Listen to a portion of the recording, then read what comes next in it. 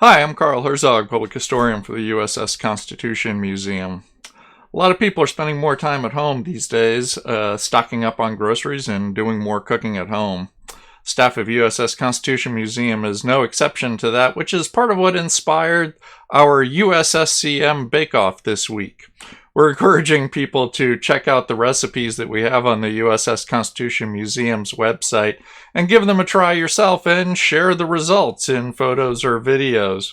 On our website, you can find all kinds of recipes that were used on the ship during the time it was actually sailing by cooks for the U.S. Navy. Unlike the grocery shopping that you might be doing, however, the Navy had to buy for 450 crew members for voyages as long as 6 months at sea. A little bit more than what you're probably spending on your weekly trip to the grocery store. And they were doing all this at a time when there was no refrigeration. So if you have already started to take a look at our bake-off, you might be wondering why the recipes are the way they are. A lot of them seem to include some kind of odd ingredients by today's standards, and a lot of them require some fairly long cooking times. Today I want to take a couple minutes to share with you a recipe that I tried out earlier this week, and as well as explain a little bit about what the circumstances were that cooks on board USS Constitution were operating in 200 years ago. For starters is to consider how many people they were cooking for and what was required of that. Here we see the stove or camboose that's currently on board USS Constitution. This was probably put on board USS Constitution around the 1870s, and it's been altered somewhat since then, but it still gives you a pretty good idea of what a cook on board the ship was dealing with. The front section that we're looking at includes space for roasting things, but truly the primary function of this stove is to boil water. The reason for that is because the vast majority of the food that the crew were eating were salted for preservation, and in order to get the salt out of them and cook them back, or reconstitute them as it was called, demanded boiling them for extended periods of time. In this depiction from the USS Constitution Museum's website, we can see the other side of the camboose where the boilers are located. The food was stored down in the hold along with the water, and each day the requisite amounts that were needed for the crew were brought up and the food was cooked. Again, because these meats were salted, it had to soak and boil for a fairly extended amount of time, several hours. You'll see also on the recipes that we've included on the website that that's a similar pattern for some of the other cooking instructions that are included. Even things like the plum duff that are consisting of flour and some other things mixed together are put in a bag and then again boiled in water just like the meats were to soften them up over time. The one thing all this food has in common, other than having to be boiled, was that it was all incredibly dense in calories. If you think you're eating more while you're stuck at home right now, you'd probably be astonished at how much the average Constitution sailor was eating at the time. The average sailor was having a calorie intake of about 4,000 calories a day. Now, they were actually burning this off through all of the heavy work that they were doing between climbing the rigging, working on deck, manning guns, other assorted work on board the ship. So they were definitely burning it off, but they were packing on those calories. This graph shows an indication of how those calories were broken down in terms of the amount of what kinds of food each sailor was eating over the course of a week. You can see that the primary thing listed as bread, but then beef, pork, flour, suet, fat, and other items such as peas, rice, molasses were all incorporated into the diet. This graph, by the way, is extracted from a publication called Food and Drink in the U.S. Navy that was produced by USS Constitution Museum staff and is available for download as a PDF on the museum's website.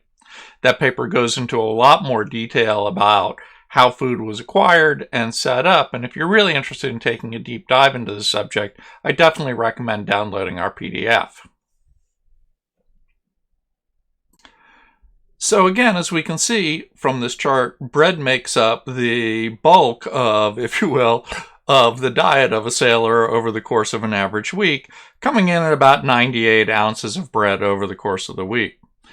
Now, the thing to keep in mind, though, is this isn't bread like you're buying at the grocery store. In fact, it's not pre-made bread at all. So we're not talking about 14 ounces a day of fluffy yeast and baking powder kind of bread. This is ship's biscuit or hardtack.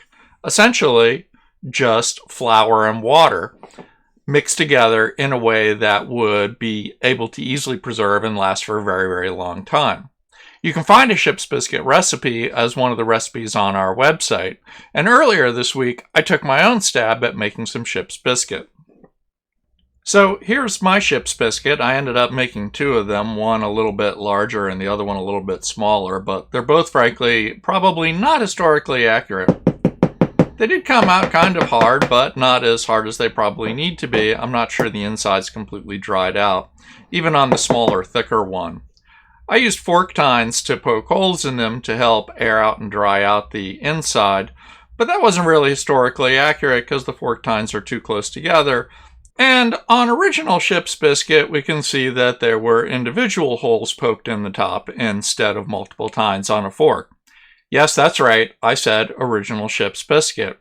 This example that is on display in the USS Constitution Museum was believed to have actually been baked in 1854 and was part of a batch served on board USS Constitution in 1861. This stuff really can last that long. It's truly just flour and water.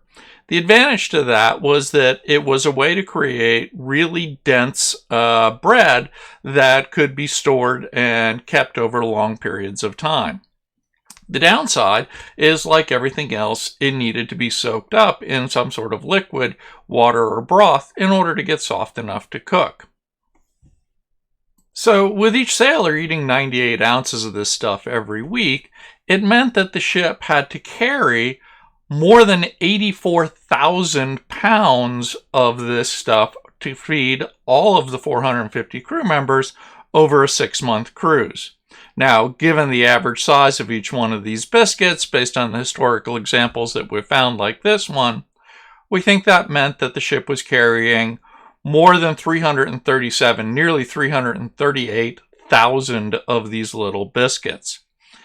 That meant someone on shore was manufacturing all of these, baking all of them ahead of time before the ship left. Provisioning the ship was an entire separate industry that fed the U.S. Navy.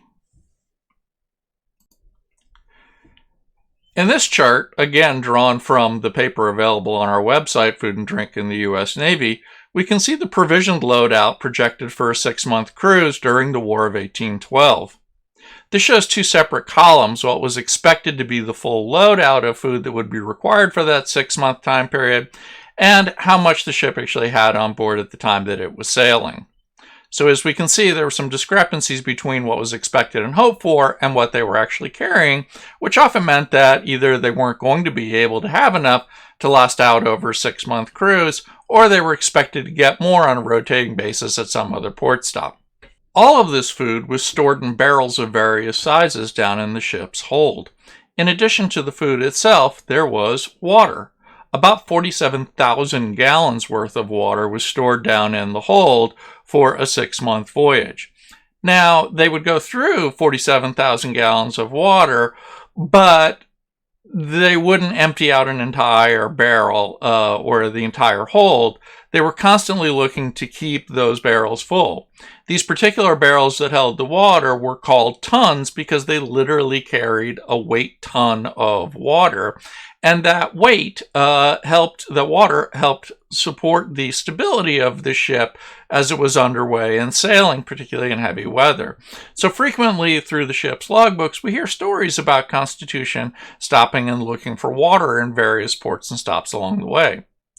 The rest of the food tended to be carried in smaller barrels of various sizes and a diverse range of kinds of oddball names, including from hogsheads to barrels to casks, all the way down to small little firkins. As I noted, each day the food that was needed for a specific meal was brought up from the hold. In some cases, this meant bringing an entire container or barrel of a specific type of food up, but often because some of the barrels, particularly in the case of water, were so huge, they weren't actually brought up from the hold, but rather small quantities were extracted from those barrels and brought up to the galley and to the camboose for cooking. Once all the food was cooked, it was served out to the crew.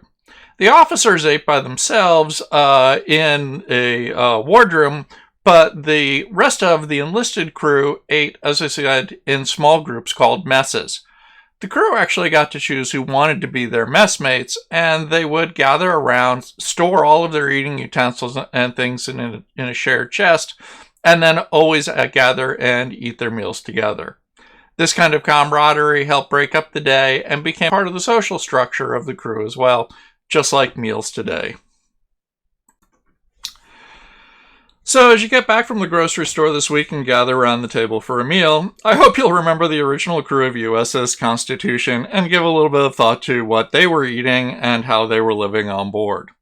Their menu was different because they didn't have refrigeration, but the amount of food that they had to carry for a 6-month voyage was probably a lot more than you're bringing home from the grocery store, and a lot more difficult to store and to cook. And don't forget that if you want to join along and see what that food was really like, you can join our USSCM Bake-Off, try some of these original recipes for yourself, and share with us the results of how they turned out. Hopefully yours will be a little bit better than my ship's biscuit. By the way, the current crew of USS Constitution, still living at the Charlestown Navy Yard, also has their own culinary Navy specialists that are continuing to serve the current crew of USS Constitution. But with the benefits of refrigeration and a lot shorter window in which they have to plan for, that crew eats really well. Thanks for joining us again this week. If there's questions you have about the material we talked about this week, or you have ideas for other videos you'd like to see, don't hesitate to post either of those in any of the USS Constitution Museum social media. Thanks again. Enjoy your meal.